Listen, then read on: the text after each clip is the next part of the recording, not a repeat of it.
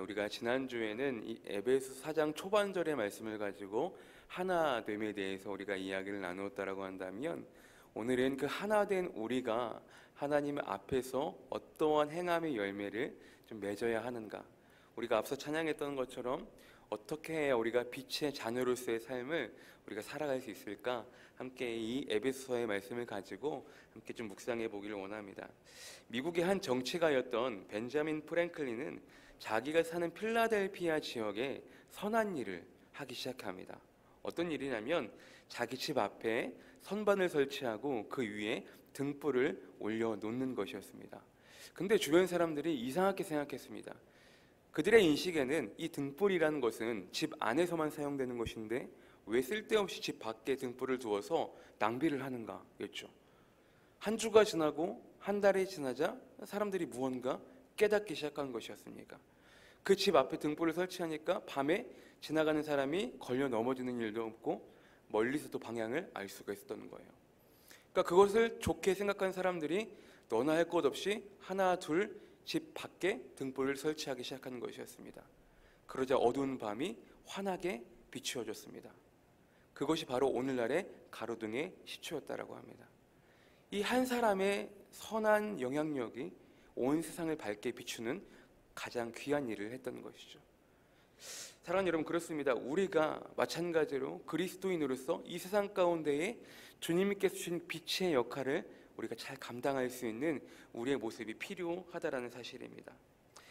여러분, 우리가 하나님의 자녀들이죠. 하나님의 자녀들은요, 빛의 자녀로서, 하나님은 빛이시잖아요.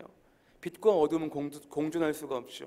그렇기 때문에 주님께서 주신 그 빛의 역할을 이 어두운 세상 가운데 밝게 비추는 역할을 우리가 감당해야 한다는 사실입니다. 이 시간 말씀을 통해 이 시대 가운데 참된 하나님의 빛의 자녀로서의 삶을 잘 감당해 나는 길은 어떤 길인지 함께 고민해 보길 소망합니다. 첫 번째로 생각해 봐야 될 것은 빛의 자녀로서 우리는 어떠한 삶을 살아야 할까? 그 첫 번째는 정결한 언어와 선한 말로 남에게 은혜를 끼치는 삶을 살아야 한다는 거예요. 본문 29절을 볼까요? 본문 29절에 보면 무릇 더러운 말은 너희 입 밖에도 내지 말고 오직 덕을 세우는데 소용되는 대로 선한 말을 하여 듣는 자들에게 은혜를 끼치게 하라 라고 기록되고 있거든요.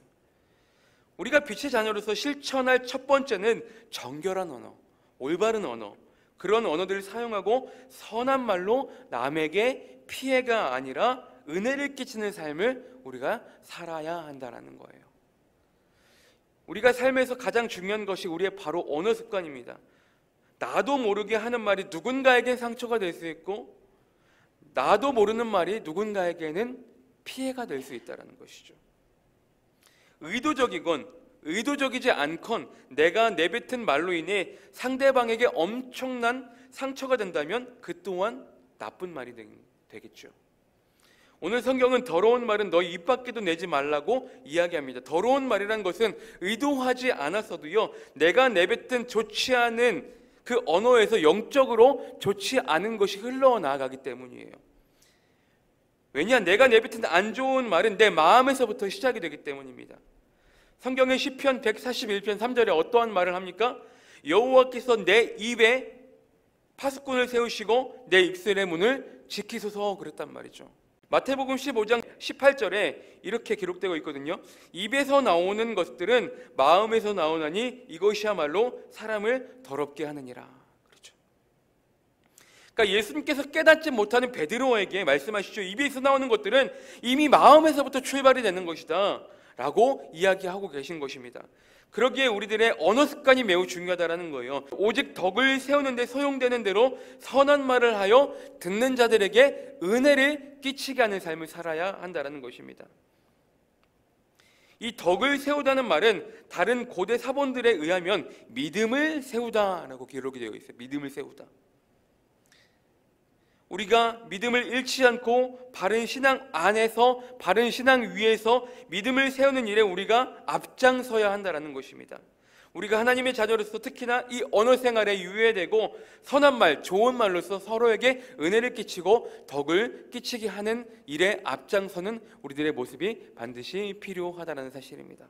두 번째로 우리가 빛의 자녀로서 어떠한 삶을 살아야 될까? 그 두 번째는 성령을 근심하게 하지 말아야 한다는 것입니다. 본문 30절에 이렇게 기록되고 있죠. 하나님의 성령을 근심하게 하지 말라. 그 안에서 너희가 구원의 날까지 인치심을 받았느니라. 아멘. 그렇습니다. 성령을 근심하게 하는 우리의 삶이 되어서는 안 됩니다. 이미 하나님 우리에게 말씀하셨죠. 너희가 구원의 날까지, 즉 천국에 가는 그날까지 인치심을 받았다 라고 말씀하셨잖아요. 여러분, 인치심이 무엇입니까? 하나님이 우리들을 자기 것 삼아 구원의 날까지 함께 하시겠다라고 하는 약속이거든요. 그런데도 우리 연약한 사람들은 너무나도 하나님의 마음 아프게 하고 너무나 많은 죄들로 성령님을 근심하게 하는 우리들의 모습을 삶의 곳곳에서 우리가 나타난다는 사실입니다.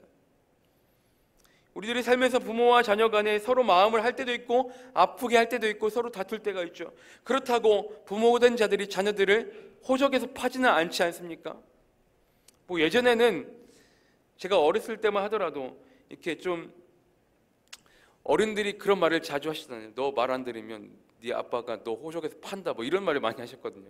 근데 진짜로 부모가 자녀들에게 뭐 그런 일을 하지는 않지 않습니까? 이 땅에서의 부모님도 그러하신데 하늘에 계신 하나님은, 여러분 찬양의 가사에 이런 가사가 있거든요. 사랑의 눈먼 주님. 우리들을 너무나 사랑하시기 때문에 귀한 독생자 예수 그리스도를 이 땅 가운데 보내시기까지 우리를 사랑한 하나님의 그 사랑이 얼마나 너무나 크십니까?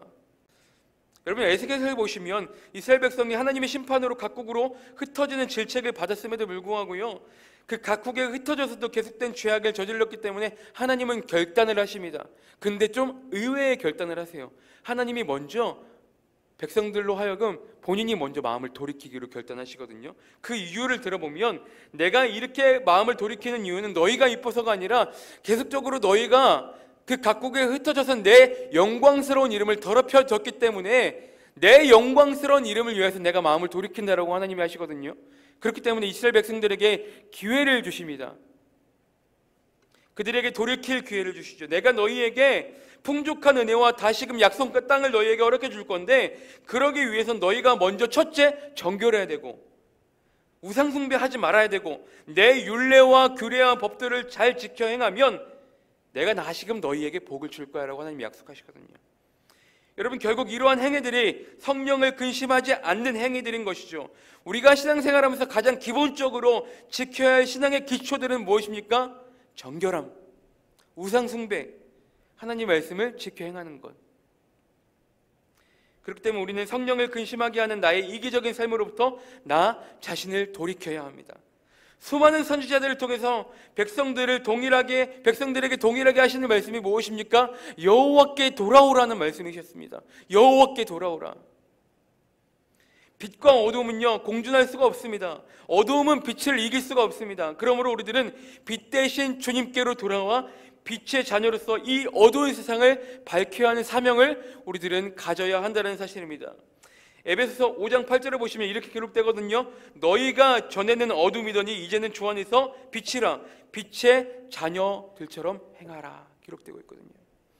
그런 주님 앞에 우리가 주님의 마음을 아프시는 삶이 아니라, 성령을 근심하게 하는 삶이 아니라, 빛의 자녀로서 불러주신 우리의 자리에서 이 어두움 세상에 빛을 비치는 그런 선한 영향력을 행사할 수 있는, 성령님을 근심하게 하지 않는, 성령님을 기쁘시게 하는 그런 우리들의 삶을 살아야 할 줄 믿으시길 바랍니다. 마지막으로 빛의 자녀로서 우리는 어떠한 삶을 살아야 될까요? 그 세 번째는 공동체의 화목을 깨는 행위를 삼가해야 한다는 거예요. 자, 마지막으로 본문 31절을 보실까요?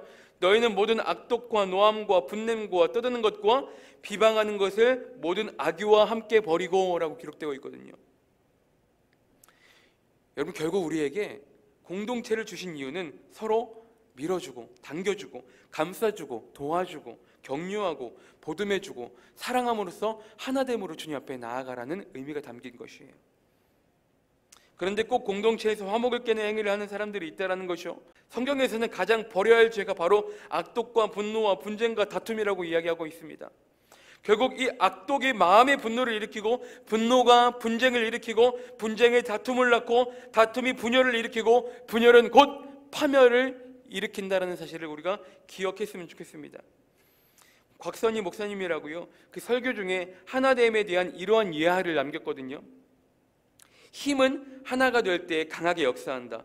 힘은 세 가지의 원리가 있다. 첫째, 하나됨. 둘째, 조화. 셋째, 협력. 이 세 가지를 이룬다라고 합니다. 여러분, 자동차 한 대를 만들기 위해 약 2만여 개의 부품이 필요하다라고 합니다. 그런데 그 2만여 개가 모여서 하나의 자동차가 됩니다. 어떤 부품 하나라도 이상이 생기면 그 자동차는 온전한 채 기능을 감당하지 못한다라고 합니다.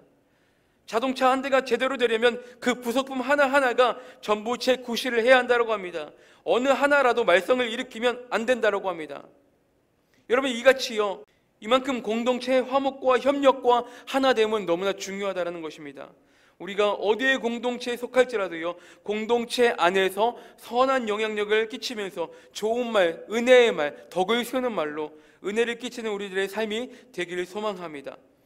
본문 32절에 마지막으로 이렇게 기록되고 있거든요. 서로 친절하게 하며 불쌍히 여기며 서로 용서하기를 하나님이 그리스도 안에서 너희를 용서하심과 같이 하라. 너무나 중요한 말씀이에요.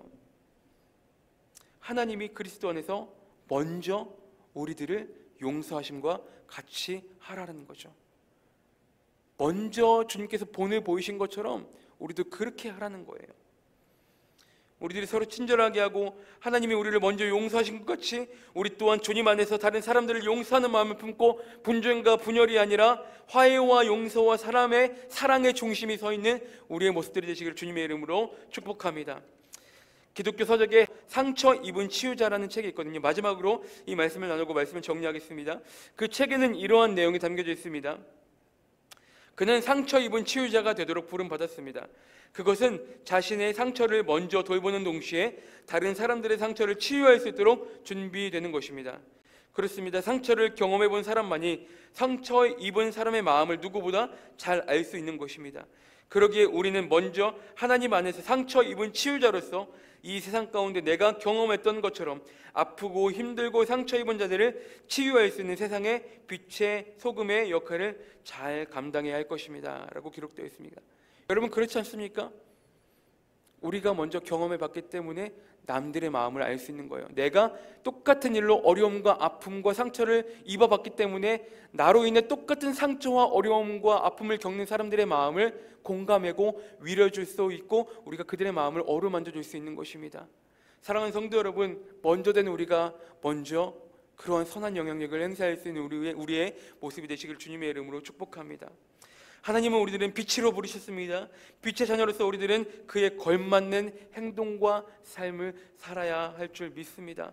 하나님 앞에 부끄럽지 않은 삶, 늘 우리로 인하여 우리 주변의 상처와 아픔과 분쟁이 아니라 우리로 인하여 사랑과 용서와 자비와 화평과 평화와 하나됨이 가득가득 넘쳐나는 우리 신월중복교회 모든 성도님들이 되시기를 주님의 이름으로 축복합니다.